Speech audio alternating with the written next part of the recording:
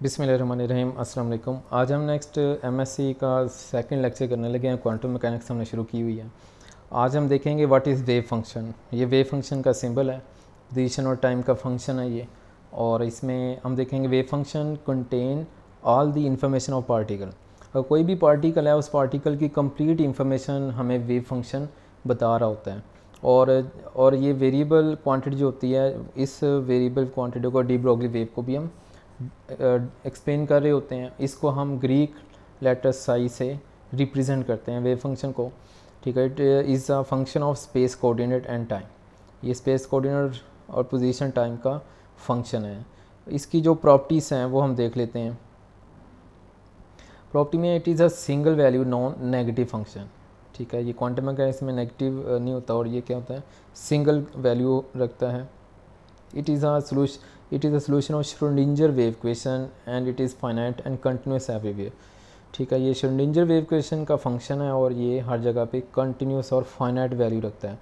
और इसमें देखें wave function can not be localise in quantum mechanics. अब इसमें देख लेते हैं प्रोबेबिलिटी डेंसिटी। प्रोबेबिलिटी डेंसिटी का ये फार्मूला होता है।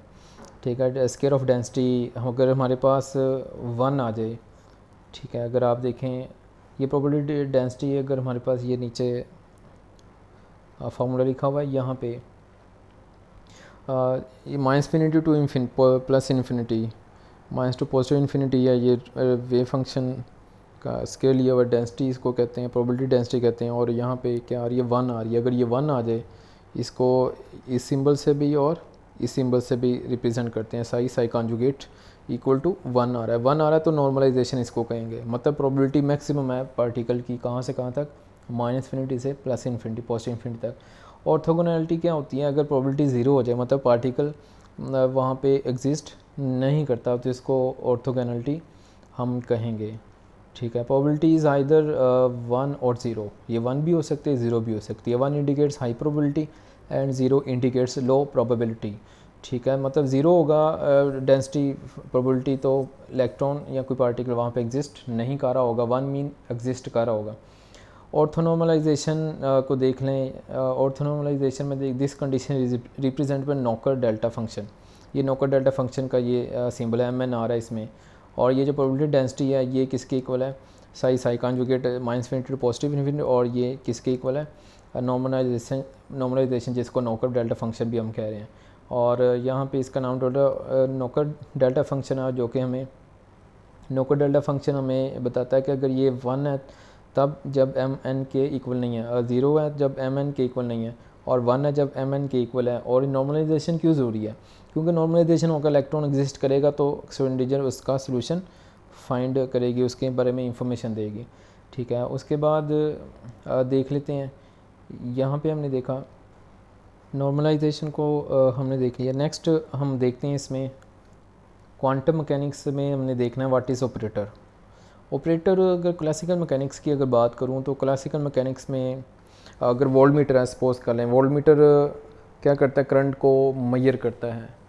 ठीक है, तो वोल्ट मीटर को हम यूँ लेट कर लेते हैं, ये ऑपरेटर है। ये क्या करता है, मेजर करता है, किसको, करंट को मेजर कर रहा है। तो ऑपरेटर भी इट इज़ लाइक डिवाइस।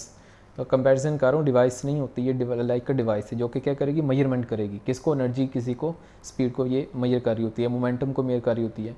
ठीक है, तो ये इधर लिखा हुआ है an operator A is mathematical rule when applied on wave function it transform to another function with eigenvalues।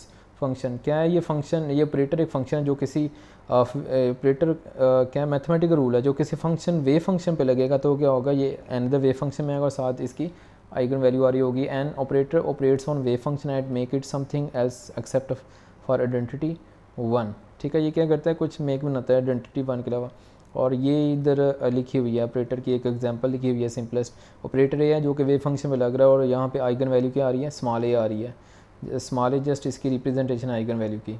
ठीक है, तो ये यहाँ पे लिखा हुआ आइगन वैल्यू इक्वेशन है ये, where a is operator, small a is eigen value and psi is the eigen function. और what is linear operator, linear operator is said to be a operator is said to be linear operator if it is obeys the distribution law। अगर ये distribution law को ओबे करे तो इसको हम linear operator कहते हैं।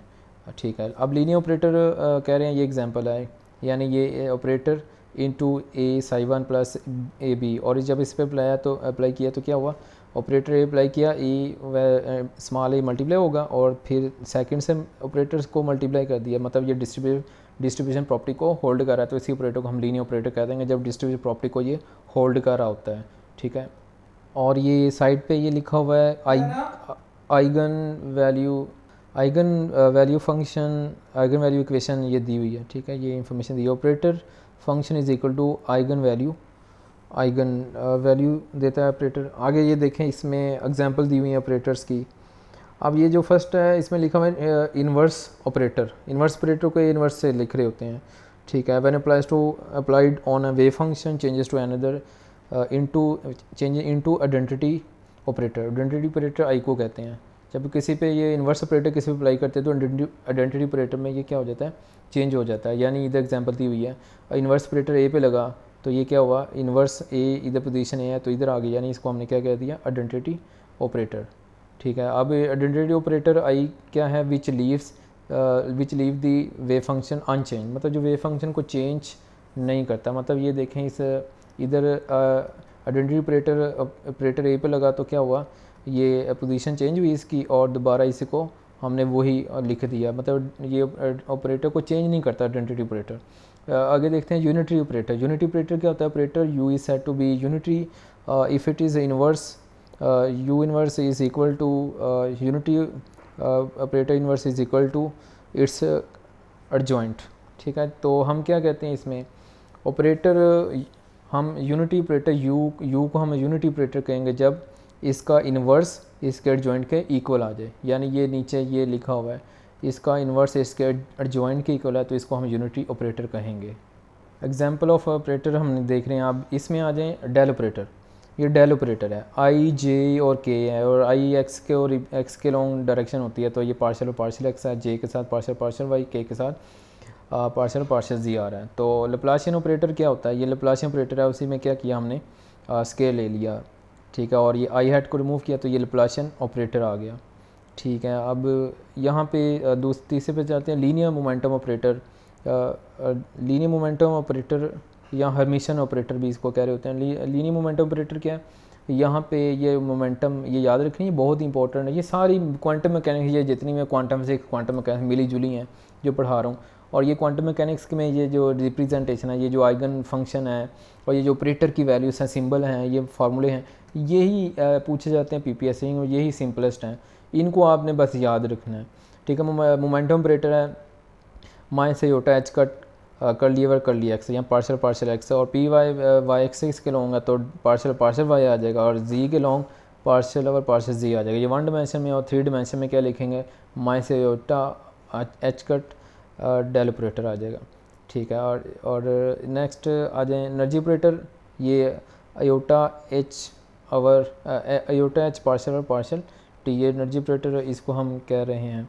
उसके बाद काइनेटिक एनर्जी ऑपरेटर है, काइनेटिक एनर्जी ऑपरेटर को टी से लिखते हैं, और ये क्या है, iota h cut square over 2m into dels operator square of operator. ये आ गया पोटेंशियल एनर्जी ऑपरेटर, वी से लिख रहे हैं इसको, रियल फंक्शन देता है हमें, ठीक है, और वी से लिख रहे हैं। आ गया हैमिल्टोनियन ऑपरेटर, यानी इसको टोटल ऑपरेटर भी कहते हैं। टोटल इसलिए कह रहे हैं क्योंकि ये काइनेटिक प्लस पोटेंशियल एनर्जी का सम करें तो ये हैमिल्टोनियन ऑपरेटर आता है, यानी टोटल एनर्जी ऑपरेटर आता है। और इसमें काइनेटिक एनर्जी ऑपरेटर लिखा minus H cut square 2m into del operator square, आगे प्लस पोटेंशियल एनर्जी है, और इसको हमने यूँ लिख लिया, डेल ऑपरेटर की वैल्यू पुट की पार्शियल स्क्वायर पार्शियल एक्स, इसी तरह वाई जेड लिखा, ठीक है। ये इस तरह इसकी रिप्रेजेंटेशन आप इसको माइंड में रखेंगे। आगे हम देख रहे हैं प्रोजेक्शन ऑपरेटर, पी से इसको लिखते हैं operator, P is said to be projection operator if it is Hamiltonian and equal to its own square, यानी ये नीचे लिखा हुआ है, ये जो इसका हैमिल्टोनियन ऑपरेटर है ये अपने ही स्क्वायर के इक्वल होता है, ठीक है। और इसमें क्या है, फॉर इंस्टेंस एग्जांपल दी हुई है, unit operator I simple example of the projection operator. अब एक ही एग्जांपल दी हुई है, यानी ये ऑपरेटर आई है, ठीक है, यूनिट ऑपरेटर है, यानी ये इसमें ये अपने ही स्क्वायर के इक्वल आ रहा है यहाँ पे। अच्छा, तो इसमें अब देखें ये प्रॉपर्टी सेंस की कुछ क्या है, product of two commuting projection operator is also a projection operator, मतलब ये क्या करता है, कम्यूट करता है टू प्रोजेक्शन ऑपरेटर को, तो अगेन क्या आएगा, प्रोजेक्शन ऑपरेटर ही आएगा। Sum of the two projection operator is also projection operator. Two projection operator is are set to orthogonal if their product is zero. ठीक है, प्रोडक्ट ज़ीरो हो तो इनका ऑर्थोगोनल आएगा। आगे देते हैं पैरिटी ऑपरेटर, या इसको इन्वर्जन ऑपरेटर भी कहते हैं। पैरिटी ऑपरेटर इन्वर्जन और रिवर्स ऑपरेटर कह रहे हैं, यानी space reflection about the origin of the coordinate system.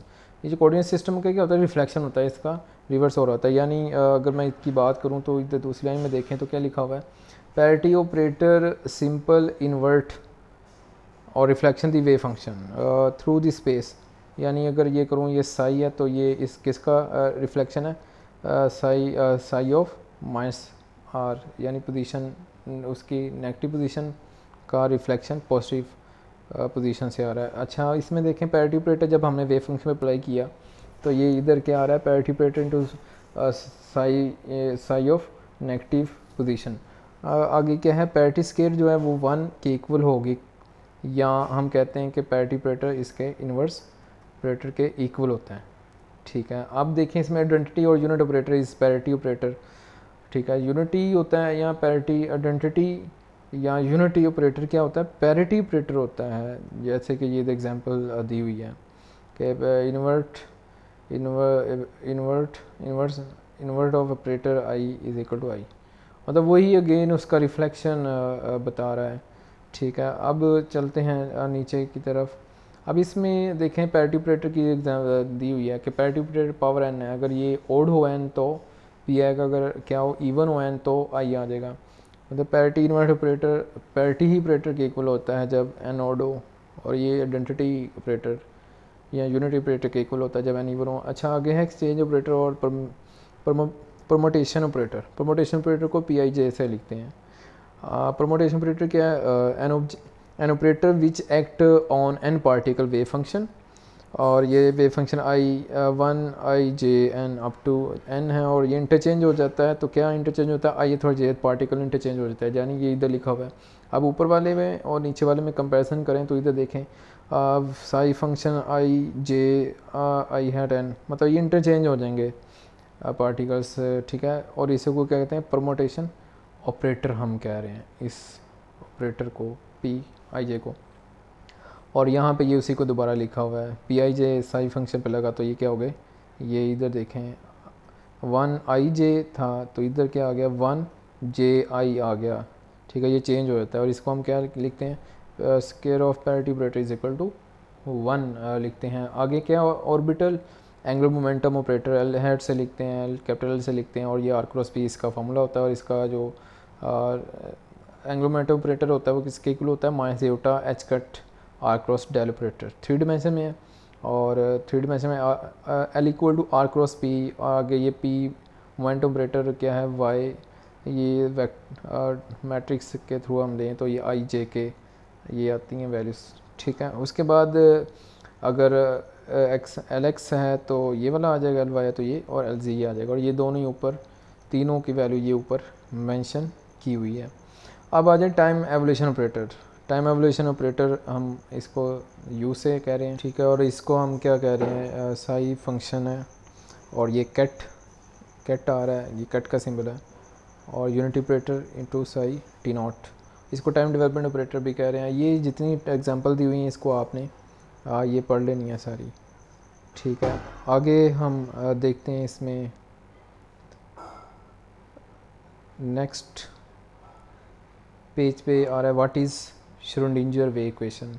Schrodinger wave equation basically ये इक्वेशन है जो कि पार्टिकल की इंफॉर्मेशन हमें देती है। क्या करती है, particle with wave function called Schrodinger describe the dynamic और microscopic particle with the wave equation. Particle को ये डिस्क्राइब करती है, मोशन को, पोजीशन को उसकी बता रही होती है। और क्या करती है, in quantum mechanics Schrodinger wave equation play same role like Newton second law. Newton second law की तरह ये क्वांटम मैकेनिक्स में ये इम्पोर्टेंट है, यानी ये Hamiltonian operator psi is equal to E operator psi. ठीक है, और इसमें श्रोडिंगर में देखें तो ये जो लिखी हुई है ये क्या है, Schrodinger wave equation we assume this separable solution of wave function. इसका जो वेव सेपरेशन लिख सकते हैं, सोल्यूशन लिख सकते हैं। ये वेव फंक्शन लिखा हुआ है यहाँ पे, ये पोजीशन और टाइम का फंक्शन है, और यहाँ पे जो टाइम का फंक्शन है वो ये exponential minus iota E T over h plus h cut के इक्वल होता है। अगर इसको ऊपर पुट कर दें तो ये नीचे वाली हमारे पास ये इक्वेशन आ जाती है, ठीक है। मतलब ये time dependent Schrodinger wave equation हमारे पास आ रही है। और इधर लिखा हुआ है we assume potential V in only dependent of position and solution is separable. और यहाँ पे हम कह रहे हैं कि यहाँ पे क्या है, वेव फंक्शन ये क्या है, पोजीशन और टाइम दोनों पे डिपेंड करेगा। अच्छा इधर देखते हैं नेक्स्ट, इसमें time independent Schrodinger wave equation है, और ये time independent Schrodinger wave equation है, इसमें टाइम नहीं आ रहा। और ये जो दूसरी है, ये दूसरी में ऊपर वाली को ही लिखा हुआ है। पहली में क्या लिखा है, minus H cut square 2m partial square और partial x square psi into plus potential energy psi of x is equal to E energy operator psi x. आज अच्छा इसमें देखें, ये जो लिखा हुआ है ये 1 डायमेंशन में लिखा हुआ है, और इसमें अगर डेल ऑपरेटर लगा देंगे तो क्या होगा, ये 3 डायमेंशन में हो जाएगा। Similarly solution of the Schrodinger equation for time independent potential और स्टेशनरी स्टेट्स, ठीक है। टाइम इंडिपेंडेंट के लिए स्टेशनरी स्टेट्स होती हैं। अच्छा इसमें चलते हैं नेक्स्ट, ठीक है। ये टाइम नेक्स्ट है, देखते हैं what is Hilbert space. Hilbert space को देखते हैं। बेसिकली हिल्बर्ट स्पेस क्या है, it is a complete inner product of space.